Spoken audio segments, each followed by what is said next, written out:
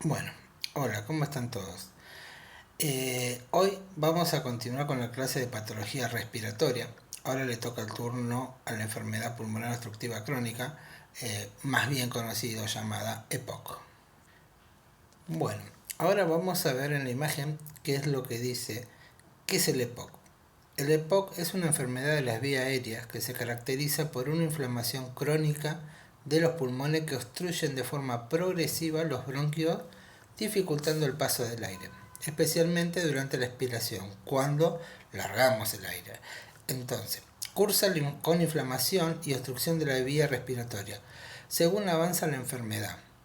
Esta obstrucción genera sensación de falta de aire como la disnea, especialmente intensa cuando se hacen esfuerzos como caminar, subir escalera o cualquier tipo de actividad que la persona realice. Esto condiciona que muchos pacientes se muevan menos, lo que conlleva un agravamiento de la enfermedad, un mayor grado de disnea y por lo tanto una limitación progresiva para las actividades de la vida diaria. El EPOC o la EPOC evoluciona de una manera progresiva y en general los síntomas empiezan a ser evidentes a partir de los 40 o 50 años. Afecta a un 10% de la población general y es la cuarta causa de muerte en el mundo. Bueno, ahora vamos a ver que la enfermedad obstructiva crónica tiene tres síntomas que son los que preponderan. Provoca la obstrucción del flujo aéreo, que sería el intercambio de la provisión de oxígeno desde los pulmones al torrente sanguíneo, dejando largar el dióxido de carbono para absorber el oxígeno. Este proceso se llama hematosis. Por este problema, por esta enfermedad, termina el alveolo no pudiendo ser una membrana donde se haga fácilmente el intercambio de dióxido de carbono por oxígeno puro. Otro de los problemas que tiene son las bronquitis crónicas, que son tos frecuente, produce muchos mocos, el paciente que tiene mucha sibilancia, mucho ruido, o sea, cuando respira se escucha ese silbido y bueno, se hace evidente la falta de aire al caminar, movilizarse o realizar cualquier actividad. También termina produciendo el efisema pulmonar, que se trata del daño progresivo que sufre en el alveolo, que es lo que les comentaba hace un ratito, que un alveolo sano, en la imagen vemos un alveolo sano con un alveolo que tiene esa membrana dañada o más dura, entonces no permite hacer ese intercambio gaseoso que se llama hematosis. Bueno, también podemos encontrarnos con agentes infecciosos por culpa de esta misma enfermedad, como el estreptococo, que es una bacteria que se contagia por contacto directo con secreciones nasales o de garganta de una persona infectada. Luego podemos encontrarlo con la neumonía, que es otra bacteria, inflamación, lo que sería la inflamación grave de los pulmones, en lo que el alveolo se encuentra lleno de líquido y por ese motivo no puede realizar la hematosis. Luego continuamos con el Haemophilus influenza, que es la influenza. También es una bacteria que produce neumonía, que es una infección que puede producirse también en la sangre, también puede producir meningitis y otras patologías. Como antecedente o causa especial o general que la mayoría de los pacientes con EPOC tiene es el consumo de tabaco. El consumo de tabaco está relacionado muy estrechamente con el EPOC. Después está relacionado también con las exposiciones irritantes que dañan los pulmones, las vías aéreas, como tabaco, aire, la contaminación, lugares de humo, trabajo donde no están las medidas de seguridad pertinentes para los pulmones y cosas así. Después genéticamente es un 1% pacientes que pueden tener EPOC. Bueno, en la imagen de abajo vemos lo que es un pulmón sano con un pulmón que sufre de EPOC. Ustedes van a notar que el pulmón sano tiene un color rosadito y el otro tiene un color negruzco. Por eso se lo asocia mucho al tabaquismo y a la contaminación ambiental. Bueno, los signos y síntomas que vamos a encontrar son la disnea provocada en la actividad, el uso de músculo accesorio para respirar. El uso de músculo accesorio es cuando ustedes ven que el paciente utiliza sus músculos intercostales para poder, como que le está faltando el aire, entonces se nota mucho más ese movimiento. No tose mucho, pero cuando lo hace produce poco esputo, o sea, poca mucosidad, y la taquipnea.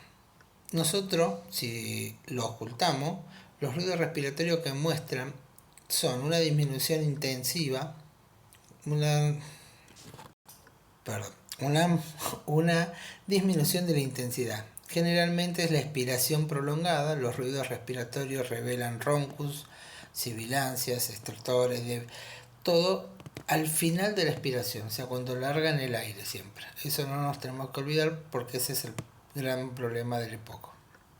Bueno, ¿qué es lo que nosotros debemos hacer como enfermeros? ¿Qué es lo que siempre tenemos que estar mirando y reviendo en esta situación?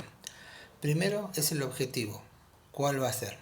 Mejorar la ventilación del paciente, que tenga una mejor oxigenación, que tenga una mejor respiración, que no se nos agote. Luego vamos a eliminar las secreciones si requiere, o sea, si el paciente no lo puede expectorar. Después, prevenir que las complicaciones y enlentecer la progresión de los signos sin síntomas. Promover el mantenimiento de la salud y la cooperación del paciente con el tratamiento. Conservar un medio adecuado para facilitar la respiración del paciente. Ahora en un ratito vamos a ir más directamente a esto, ahora lo vamos a ver así general nomás, ¿sí? Y bueno, luego un programa flexible de enseñanza y rehabilitación del paciente. Sus tratamientos. Ahora sí nos vamos a abocar más a lo que es nuestro trabajo y vamos a utilizar oxigenoterapia, que es el requerimiento de cánulas nasales, pero siempre a bajo flujo, porque tenemos que recordar que acá el problema es que el paciente no puede largar el dióxido de carbono, así que tenemos que ayudarlo nomás. Siempre tenemos que recordar que este tipo de pacientes no pueden realizar actividades diarias como bañarse, vestirse, comer sin presentar disneas agudas. Por eso utilizamos la canulita nasal y un volumen de flujo de oxígeno muy bajo, cosa que ayudemos a algunos pacientes. Se les puede ayudar durante la noche o el tiempo de sueño también a un flujo bajo de oxígeno para ayudarlo. Después, en la reagudización, el objetivo fundamental es la corrección de la hipoxia. El oxígeno será administrado en baja concentración. Se intentará conseguir una saturación arterial entre 85 a 90, 92, no más de eso, porque sabemos que el paciente es un EPOC y no va a saturar de 95 para arriba como saturaría cualquier persona normal. Otro de los tratamientos que tiene es la aerosoloterapia. Son inhaladores, nebulizadores. Los más conocidos todos los conocerán, son los PAF, que se le dice comercialmente, salbutamol, budesonide, ipratropium, que mayormente se considera que ese sería el tratamiento para que este paciente pueda aflojar y pueda tener una mejor ventilación. Luego lo ayudaremos con algún expectorante, se recomienda 3-4 litros de agua, que el paciente no tenga un problema cardíaco nada más y tenga restricción de líquido, pero si no, hay que darle agua, líquidos y algún expectorante. Tratamiento antibiótico solo en los pacientes que tienen fiebre, síntomas de infección, o sea, un mucus muy verde, muy espeso, oloroso. Esos son los síntomas que nosotros vamos a ver y al médico también, obviamente, para que le indique antibióticos. Luego va a tener un tratamiento con corticoides, que se los puede prescribir al paciente con la obstrucción bronquial para aliviar los síntomas agudos. Alguno habrá visto en las prácticas, en una guardia o en cualquier lado, cuando el paciente llega como una crisis asmática, se le pasa un poco de hidro o algún corticoide para abrir ese bronquio para que pueda producirse la mejor respiración del paciente. Después, en algunos pacientes vamos a encontrar que se les da diurético también. ¿Por qué? Porque los pacientes con disnea o con insuficiencia ventricular derecha suelen retener líquido, suelen mantener una sobrecarga de líquido, entonces con el diurético va a ayudar a alargar ese líquido. La ventilación mecánica se indica ya cuando el paciente está realmente agotado. O ejemplo, una encefalopatía, un agotamiento de la musculatura respiratoria, hipoxemia continua, una presión, una presión activa de CO2 con acidosis respiratoria. Bueno, ahora vamos a ver los cuidados de enfermería, que son lo principalmente, nosotros tenemos que tener mucha observación sobre el paciente, porque la fisioterapia respiratoria es enseñar a aumentar la eficiencia respiratoria, expectorar las secreciones, favorecer el bienestar. ¿Cómo lo haríamos? En una posición Fowler o semi-Fowler, sería una posición sentado o semisentado, para que ayude a la parte pulmonar a expandir y contraer más, con facilidad. Favorecer el descanso, proporcionar un ambiente tranquilo, asistirlo en actividades diarias. Ayudarlos con sus ejercicios respiratorios, que son la inspiración profunda y la exhalación lenta pero continua. Asistencia si el paciente sufre algún trastorno del sueño o alguna cosa que le impida conciliar bien el sueño y no poder descansar. Otro de los objetivos que tenemos que tener en cuenta es que el paciente pueda disminuir su ansiedad. Ustedes piensen que a este paciente le falta el oxígeno, o sea, tiene una sobrecarga de dióxido de carbono, entonces empieza a tener ciertos síntomas. Entonces, estimulamos al paciente a que hable de sus problemas, no dejar al paciente solo durante los periodos de disnea, o sea, cuando le falta el aire, no lo tenemos que dejar solo, sino acompañarlo, explicarle, enseñarle, hacer los mismos ejercicios que hablamos recién dentro de nuestros cuidados, para que el paciente pueda mejorar su cuadro. Incluir como una acción muy importante es que los familiares también pertenezcan y ayuden al cuidado del paciente.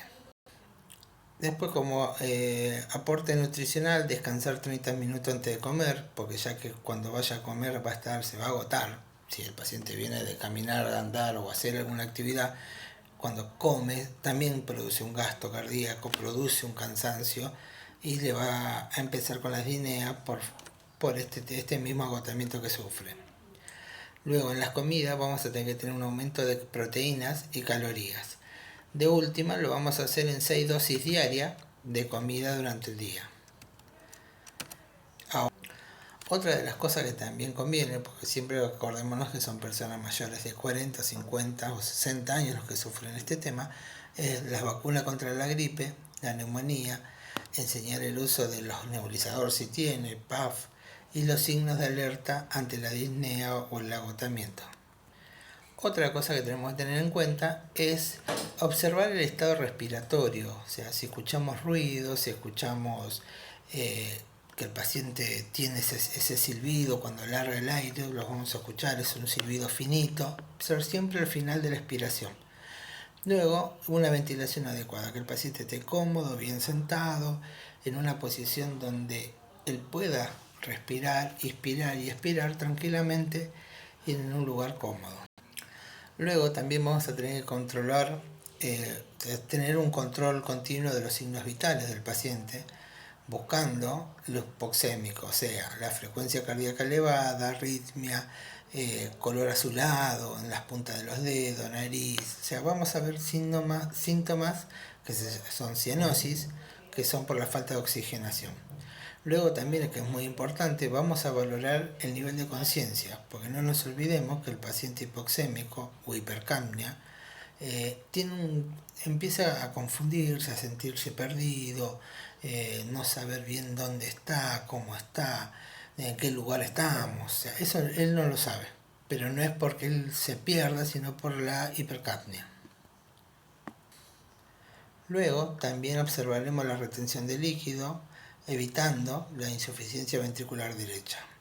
Examinaremos el esputo por el color, consistencia, cantidad. Observar también el estado de ánimo del paciente, para que a nosotros también nos ayude en su cuidado.